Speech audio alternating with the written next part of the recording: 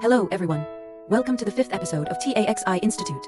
In the last episode, we introduced Japan's Specified Skilled Worker No. 1 visa. Today, we will focus on the transportation industry and talk in detail about how to apply for the Specified Skilled Worker No. 1 visa in the transportation industry. From preparation in your home country to every step of going to Japan for the exam, I will explain everything clearly. Remember to get your notebook and take notes. First of all, we must make it clear that the Specified Skilled Worker No. 1 visa in transportation is for foreigners who want to work as truck drivers or taxi drivers in Japan. Although it is valid for 5 years and cannot be directly converted to permanent residency, as long as you work hard and accumulate experience, it will be very helpful for your future development. So, for the first step, what preparations do we need to make domestically? The most important thing is the qualification review. This is just like before we take a driving test. We must first confirm whether we meet the conditions. First, the age requirement is 18 years or older. Almost everyone has no problem with this. Then there is the education background. Although it is not explicitly stated that you must have a high school degree or above, it is best to have a proof of education during the actual application. Friends who graduated from middle school may need to prepare some additional materials to prove their learning ability. Next is work experience. Here is the key point. You must have at least 3 years of driving experience, and it must be driving experience in large trucks or small cars. It depends on whether you are applying for freight transport or the taxi direction. How to prove it? You need to provide the initial issue date of your driver's license, as well as a certificate of employment from your employer. It should clearly state the type of vehicle driven and the working hours.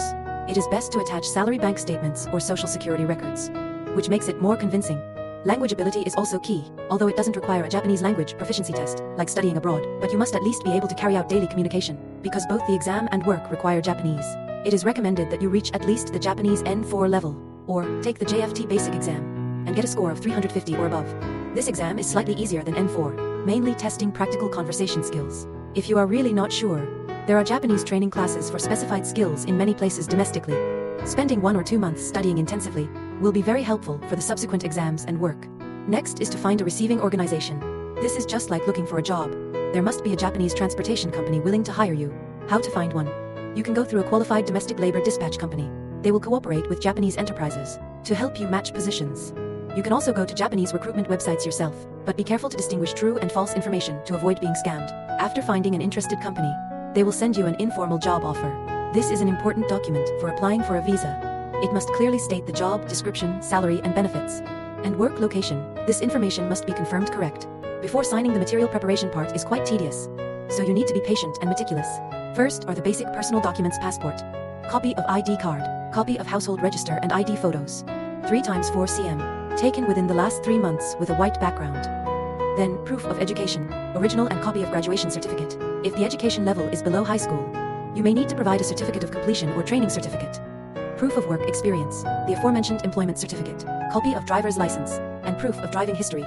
You can get it from the Vehicle Administration Office if you have changed jobs. Certificates from each employer must be provided along with proof of Japanese language ability, such as the JFT Basic exam transcript, or a certificate of study issued by a Japanese language training institution, and materials from the receiving organization. A copy of the business license of the Japanese enterprise. Unofficial offer letter. Notice of working conditions. This is a must. The salary must be clearly stated in it.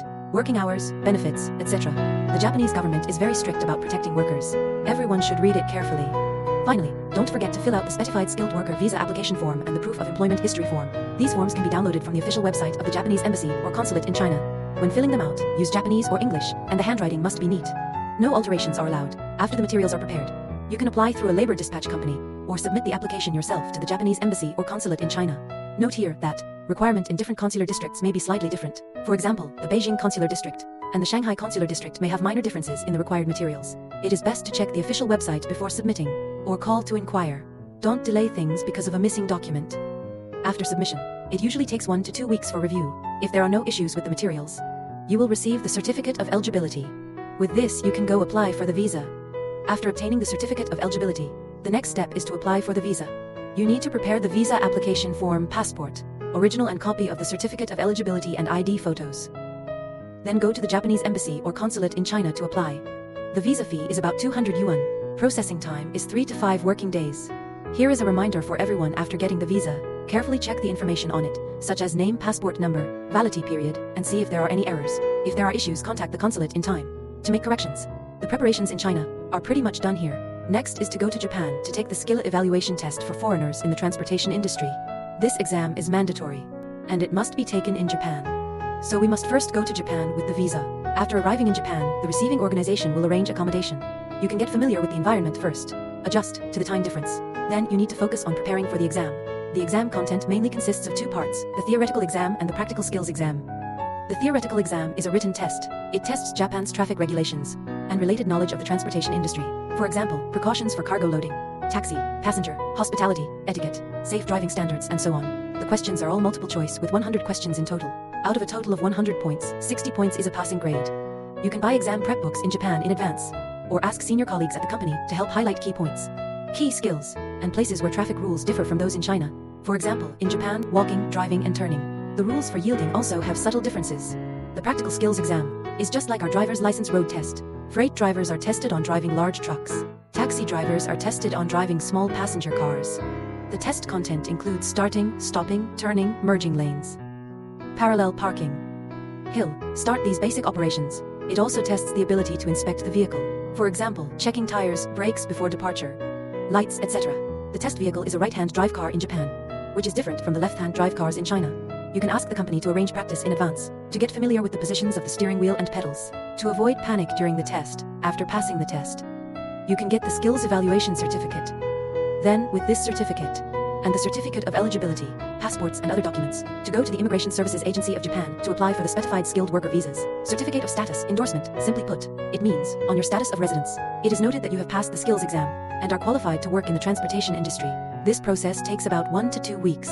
Once it is processed, you will officially become a specified skilled worker in the Japanese transportation industry. Finally, here are some tips for everyone. When preparing documents in your home country, be sure to ensure the authenticity of all documents. Japan is very strict about document fraud. Once discovered, it will be very difficult to apply for a Japanese visa in the future. When learning Japanese, focus on mastering professional vocabulary in the transportation industry, such as loading, cargo loading, transport orders and freight rates, and safe distance, which are frequently used at work. Keep in close communication with the receiving organization before going to Japan for the exam, and let them help you arrange accommodation and exam registration. If you have any questions, ask in time, don't guess blindly, and just relax during the exam. Just like during normal practice, as long as you are well prepared. Passing the exam is not difficult. Alright, today, regarding the application process and document checklist for Japan's specified skilled worker #1 visa in the transportation industry. That's all I'll introduce to you. From preparing materials for qualification review at home, to finding a receiving organization to apply for the status of residence, and then going to Japan to take the skills exam. Every step is very important. Everyone must follow the steps carefully. If there is anything else that is unclear, feel free to leave a comment in the comments section. I will try my best to reply to everyone. In the next episode, we will talk about the actual salary and cost of living for specified skilled worker jobs in the transportation industry. Friends who are interested, don't forget to follow us and see you next time.